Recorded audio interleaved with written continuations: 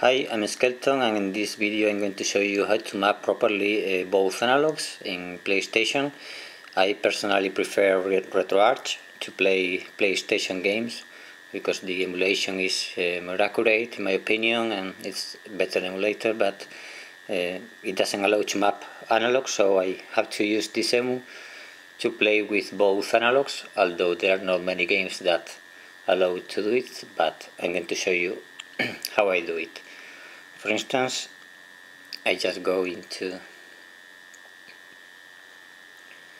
preferences. Okay, I just select player 1.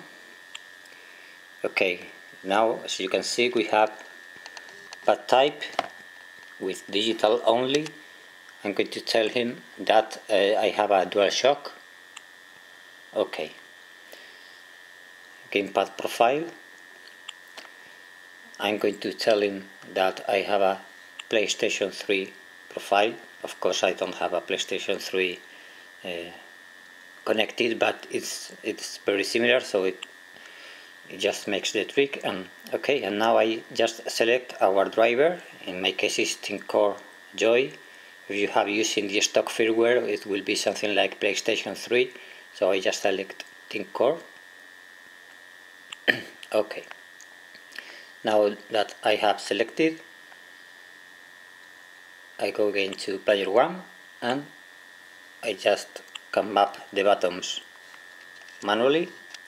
In this case the D-pad,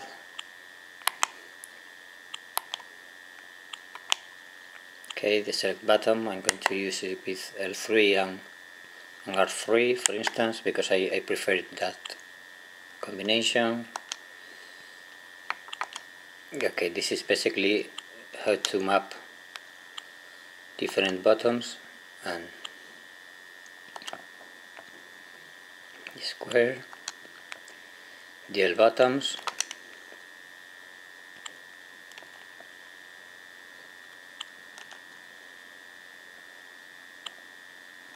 Okay, that's enough. So, okay, now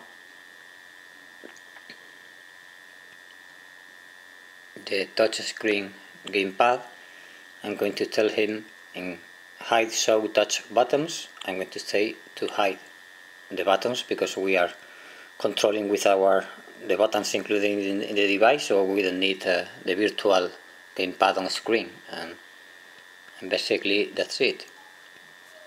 It's quite simple. Okay, when I have chosen the gamepad profile as a PlayStation, you can see the axes are configured automatically. Axis X, axis Y, axis Z and axis RZ for the right stick and for the left stick. So basically we have everything and just have to run the game.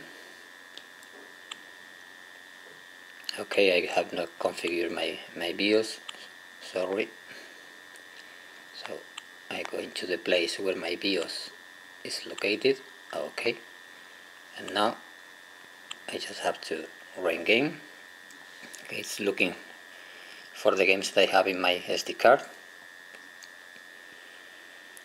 Okay, and I'm going to show you, for instance, the game with this ePSXe, which is a game with allow analog and DualShock control. So, okay.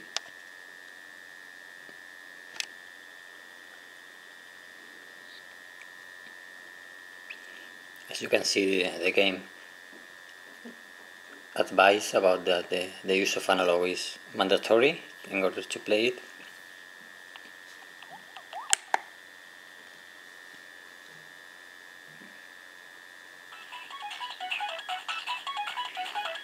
Okay, here we have our game.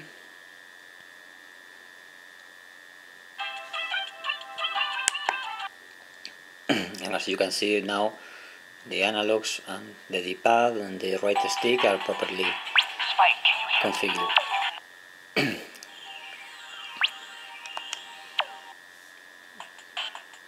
Okay, Here we have our character. Okay, in this game the D-pad acts as a camera, so this is normal. To move the character we can use the analog.